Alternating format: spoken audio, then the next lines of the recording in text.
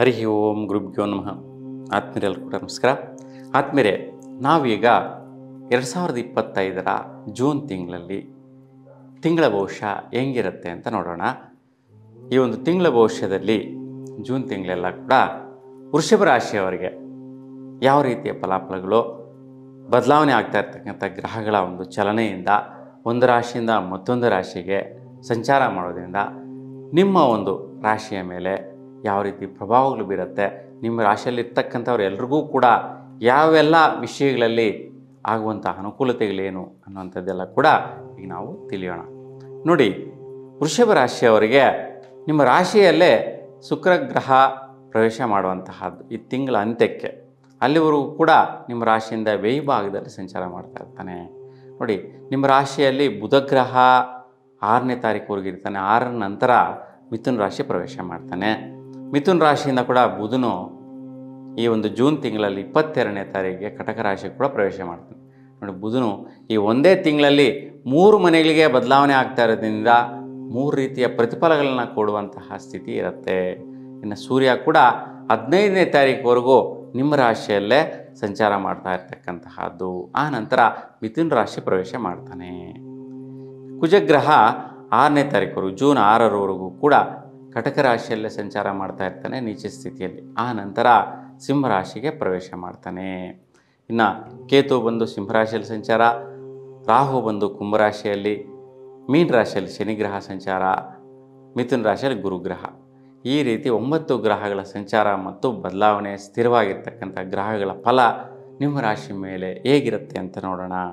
ನೋಡಿ, ನಿಮ್ಮ ರಾಶಿಯಲ್ಲಿ ಬುಧ ಮತ್ತು ಸೂರ್ಯ ಸಂಚಾರ ಆಗ್ತಾ ಇರ್ತಕ್ಕಂತಹದ್ದು. 6ನೇ ತಾರೀಕುವರೆಗೂ ಬುಧ ಮತ್ತು ಸೂರ್ಯ ಯತಿಯಾಗುವುದರಿಂದ ವಿಶೇಷವಾಗಿ ಯಾವುದೋ ಒಂದು ವ್ಯಾಪಾರ ವ್ಯವಹಾರ ಚಟುವಟಿಕೆಗಳಿಂದ ದುಡ್ಡು ಕಾಸು ಬರುವಂತಹ ಸಾಧ್ಯತೆ ಮತ್ತು ಆ ಒಂದು ವಿಚಾರದಲ್ಲಿ ಕೆಲಸಗಾರಗಳನ್ನ ಜಯಿಸುವಂತಹದ್ದು, ಮುನ್ನಡೆಸುವಂಥ ಪ್ರಾರಂಭ ನಡೆಯುತ್ತೆ. ವಿದ್ಯಾರ್ಥಿಗಳಿಗೆ ಒಳ್ಳೆ ರೀತಿಯ ಅವಕಾಶಗಳು, ಅನುಕೂಲಗಳು, ಒಳ್ಳೆ ಶಾಲಾ ಕಾಲೇಜುಗಳಿಗೆ ಒಂದು ಸ್ಥಾನ ಸಿಗುವಂತಹದ್ದು, ಅವಕಾಶ ಸಿಗುವಂತಹದ್ದು ನೋಡ್ತೀರ. ಆ ರೀತಿಯ ಒಂದು ಬುಧನ ಬಲ, ಸೂರ್ಯನ ಬಲ ನಿಮಗೆ ಸಿಗುವಂತಹದ್ದು ಒಳ್ಳೆಯ ರೀತಿ ಇರುತ್ತೆ. 6ರ ನಂತರ ಬುಧ ಗ್ರಹ ಮಿಥುನ ರಾಶಿ ಪ್ರವೇಶ ಮಾಡ್ತಾನೆ. ಮಿಥುನ ರಾಶಿ ಪ್ರವೇಶ ಮಾಡಿದಾಗ ಯಾವುದೋ ಒಂದು ರೀತಿ ದೊಡ್ಡ ವ್ಯವಹಾರ ಮಾಡುವಂತಹದ್ದು, ಆ ವ್ಯವಹಾರದಿಂದ ಹಣಕಾಸಿನ ಸೌಲಭ್ಯ, ಅನುಕೂಲತೆಗಳು ಲಭಿಸುವಂತಹದ್ದು ಕೂಡ ನೀವು ನೋಡ್ತೀರ. ಸೊ ಇನ್ನು ವಿಶೇಷವಾಗಿ ಗುರು ರೀತಿಯಾಗಿರ್ತಕ್ಕಂಥದ್ದು ಬುಧನ ಜೊತೆ ಈ ಒಂದು ಮಿಥುನ ರಾಶಿಯಲ್ಲಿ. ಜೊತೆಗೆ ಸೂರ್ಯ ಕೂಡ 15ನೇ ತಾರೀಕಿಗೆ ಸೇರುವಂತಹದ್ದಾಗತ್ತೆ. 3 ಗ್ರಹಗಳ ಸಂಚಾರ ಸಿಗತ್ತೆ ಈ ಒಂದು ತಿಂಗಳಲ್ಲಿ. ಗುರು, ಬುಧ ಮತ್ತು ಸೂರ್ಯ ಗ್ರಹ, 3 ಗ್ರಹಗಳು.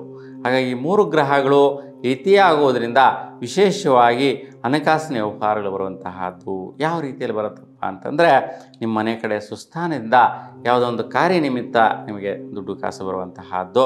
ಮತ್ತು ಕೆಲವರು ಆರೋಗ್ಯ ವಿಚಾರದಲ್ಲಿ ಇನ್ಶೂರೆನ್ಸ್ ಕ್ಲೈಮ್ ಮಾಡಿರ್ತಾರೆ, ಆ ಇನ್ಶೂರೆನ್ಸ್ ಕ್ಲೈಮ್ ಆಗಿ ಬರುವಂತಹದ್ದು. ಕೆಲವರು ಗೌರ್ಮೆಂಟಲ್ಲಿದ್ದು ಹಾಸ್ಪಿಟಲ್ ಟ್ರೀಟ್ಮೆಂಟ್ ತೊಗೊಂಡಿರ್ತಕ್ಕಂತಹವರಿಗೆ ರಿಯಂಬರ್ಸ್ಮೆಂಟ್ ಆಗಿ ದುಡ್ಡು ಬರುವಂತಹ ಸಾಧ್ಯತೆಗಳಿರುತ್ತೆ. ಕೆಲವೊಂದು ದೊಡ್ಡ ಒಂದು ಪ್ರಾಜೆಕ್ಟ್ಗಳ ಆದಾಯಗಳು ಕೂಡ ಇವಾಗ ದುಡ್ಡಿನ ರೂಪದಲ್ಲಿ ನಿಮ್ಮ ಕೈ ಸೇರುವಂಥ ಸಾಧ್ಯತೆಗಳು ಹೆಚ್ಚಾಗಿ ಇರುತ್ತೆ. ಸೊ ಇನ್ನು ಬಿಸ್ನೆಸ್ಸು, ವ್ಯಾಪಾರ ವಹಿವಾಟುಗಳು ಮಾಡುವಂತಹವರಿಗೆ ಒಳ್ಳೆಯ ರೀತಿ ಅನುಕೂಲ. ಮತ್ತು ಬೆಳೆಗಳು ಬೆಳೆಯುವಂತಹವರಿಗೆ, ವ್ಯಾಪಾರಸ್ಥರಿಗೆ ಹೆಚ್ಚಿನ ಒಂದು ಹಣಕಾಸಿನ ವಹಿವಾಟು ನಡೆಯುತ್ತೆ ಈ ತಿಂಗಳಲ್ಲಿ. ಹಾಗಾಗಿ ಶುಭವಾದಂಥ ಫಲ ಇದೆ. ಇನ್ನು ಬುಧ ಗ್ರಹ ಜೂನ್ 22ಗೆ ಕಟಕ ರಾಶಿ ಪ್ರವೇಶ ಮಾಡ್ತಾ ಇದ್ದಾನೆ. ಕಟಕ ರಾಶಿಗೆ ಹೋದಂತಹ ಬುಧನ ಫಲ ಯಾವ ರೀತಿ ಇರುತ್ತಪ್ಪ ಅಂತಂದರೆ, ವಿಶೇಷವಾಗಿ ನಿಮ್ಮ ಮನಸ್ಥಿತಿಗೆ ಅನುಕೂಲ ಆಗೋ ರೀತಿಯಲ್ಲಿ ಪ್ರಯತ್ನ ಕಾರ್ಯಗಳು ನಡೆಯುತ್ತೆ, ಭೂಮಿ ಪ್ರಯತ್ನಗಳು ನಡೆಯುತ್ತೆ, ಹೊಸ ಹೊಸ ಪ್ರಾಜೆಕ್ಟ್ಗಳು ಪ್ರಾರಂಭಿಸುವಂತಹದ್ದು, ಆ ಒಂದು ವಿಷಯದಲ್ಲಿ ನಿಮ್ಮದೇ ಆದಂತಹ ಕಾರ್ಯಚಟುವಟಿಕೆಗಳು ಮುಂದುವರಿಯುತ್ತೆ. ಇನ್ನು ಕುಜಗ್ರಹ ಕಟಕ ರಾಶಿಯಲ್ಲಿ 6ನೇ ತಾರೀಕುವರೆಗೆ ಇರ್ತಾನೆ. ಅಲ್ಲಿವರೆಗೂ ಇರೋವರೆಗೂ ನಿಮ್ಮ ಪ್ರಯತ್ನಗಳಲ್ಲಿ ಸ್ವಲ್ಪ ಕಸಿವಿಸಿ ಇರ್ತಕ್ಕಂತಹದ್ದು ಇರುತ್ತೆ. 6ರ ನಂತರ ಸಿಂಹರಾಶಿ ಪ್ರವೇಶ ಮಾಡುವಂತಹದ್ದು ಕುಜಗ್ರಹ. ಇದರಿಂದ ವಿಶೇಷವಾಗಿ ನಿಮ್ಮ ಸ್ವಸ್ಥಾನದಲ್ಲಿ ಕೆಲವೊಂದು ಭೂಮಿಗೆ ಸಂಬಂಧಿಸಿದಂಥ ಪ್ರಯತ್ನ ಕಾರ್ಯಗಳು, ಅಣ್ಣತಮ್ಮಂದಿರ ವ್ಯವಹಾರ ಚಟುವಟಿಕೆಗಳು, ಸೆಟಲ್ಮೆಂಟ್ಸ್ ಆಗುವಂತಹ ಸಾಧ್ಯತೆಗಳು ಚೆನ್ನಾಗಿರುತ್ತೆ. ಮತ್ತು ನಿಮ್ಮ ತಂದೆಯ ಸ್ಥಾನದಿಂದ ಅಥವಾ ತಂದೆಯ ಕಡೆಯಿಂದ ನಿಮಗೆ ವಿಶೇಷವಾದಂತಹ ಅನುಕೂಲಗಳು ಮತ್ತು ಧನ ಸಹಾಯ ಆಗುವಂತಹದ್ದು, ಕೆಲಸ ಕಾರ್ಯಗಳು ಮಾಡಿಕೊಡುವಂತಹದ್ದು, ಇವೆಲ್ಲ ಕೂಡ ತಂದೆಯ ಸ್ಥಾನದಿಂದ ಸಿಗುವಂತಹ ಅವಕಾಶ ನಿಮ್ಮದಾಗಿರುತ್ತೆ. ಇನ್ನು ವಿಶೇಷವಾಗಿ ಒಂದು ಸೂರ್ಯ ಮಿಥುನ ರಾಶಿಗೆ ಪ್ರವೇಶ ಮಾಡೋದ್ರಿಂದ ಯಾವ ರೀತಿ ಫಲಾಫಲಗಳಿರುತ್ತೆ ಅಂತಂದರೆ, ನಿಮ್ಮ ಸ್ವಯಂ ಅಭಿವೃದ್ಧಿ ಅಂದರೆ ಉತ್ತೇಜನ ಜಾಸ್ತಿ ಇರುತ್ತೆ, ತೇಜಸ್ಸಿರುತ್ತೆ, ಈ ಒಂದು ಕ್ರಿಯಾಶೀಲರಾಗಿರ್ತೀರ 15ನೇ ತಾರೀಕುವರೆಗೂ. ಆ ನಂತರ ಕೆಲವೊಂದು ವ್ಯವಹಾರಗಳಿಂದ ಕೆಲವೊಂದು ಕೆಲಸ ಕಾರ್ಯಗಳು ವೃತ್ತಿ ನಿಮಿತ್ತ ಅಂದರೆ ಜಾಬ್ಗೆ ಹೋಗುವಂತಹದ್ದು, ಕಾರ್ಯನಿರ್ವಹಿಸುವಂತಹದ್ದು, ಯಾವುದೋ ಒಂದು ವ್ಯವಹಾರ ನಿರ್ವಹಿಸುವಂತಹದ್ದು, ಅದರ ಮುಖೇನ ಕೆಲವೊಂದು ಹಣಕಾಸನ್ನು ಗಳಿಸುವಂತಹ ಒಂದು ಪ್ರಯೋಗಗಳು ಕೂಡ ಸೂರ್ಯನ ಪ್ರಾಪ್ತಿಯಿಂದ ಆಗುತ್ತೆ, ಬದಲಾವಣೆಯಿಂದ ಆಗುತ್ತೆ.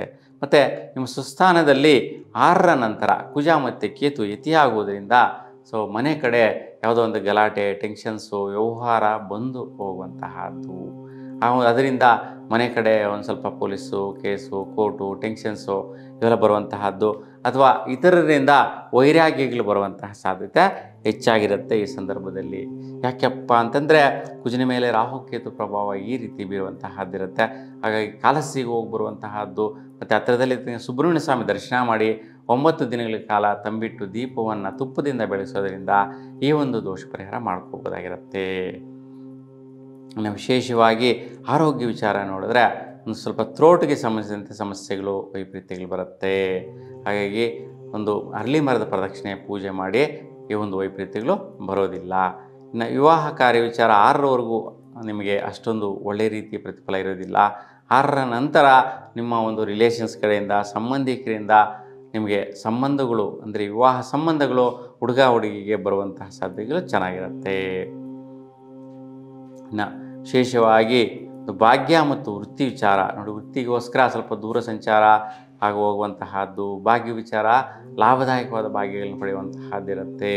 ಇನ್ನು ಖರ್ಚಿನ ವಿಚಾರ 29ನೇ ತಾರೀಕುವರೆಗೂ ನಿಮಗೆ ಜೀವನಕ್ಕೆ ಬೇಕಾಗಿರ್ತಕ್ಕಂತಹ ಸೌಕರ್ಯಗಳಿಗೋಸ್ಕರ, ಐಷಾರಾಮಿ ವಸ್ತುಗಳಿಗೋಸ್ಕರ, ಅಥವಾ ಬೈಕು, ಕಾರು, ಇನ್ನು ಮನೆಗೆ ಬೇಕಾಗಿರ್ತಕ್ಕಂತಹ ವಸ್ತು ಸಲಕರಣೆಗಳು ಇವೆಲ್ಲರ ಮೇಲೆ ಇನ್ವೆಸ್ಟ್ಮೆಂಟ್ ಮಾಡುವಂತಹದ್ದು, ಖರ್ಚು ಮಾಡುವಂತಹದ್ದು, ಬಂಡವಾಳ ಹೂಡಿಕೆ ಮಾಡುವಂತಹದ್ದು ಇವೆಲ್ಲವೂ ಕೂಡ ನಡೆಯುವಂತಹ ಸಾಧ್ಯತೆ ಜಾಸ್ತಿ ಇರುತ್ತೆ. ಒಟ್ಟಾರೆಯಾಗಿ 3 ಗ್ರಹಗಳು ವೈಪರೀತ್ಯ ಇರುತ್ತೆ. ಒಂದು ರಾಹುಕೇತು ಮತ್ತು ಕುಜಗ್ರಹದ್ದು. ಈ ಗ್ರಹಗಳು ಪರಿಹಾರ ಮಾಡ್ಕೊಳ್ಳಿ, ಶುಭವಾದ ಫಲ ಪಡಿತೀರಾ. ನಿಮ್ಮೆಲ್ಲರಿಗೂ ಕೂಡ ಶುಭವಾಗಲಿ. ನಮಸ್ಕಾರ.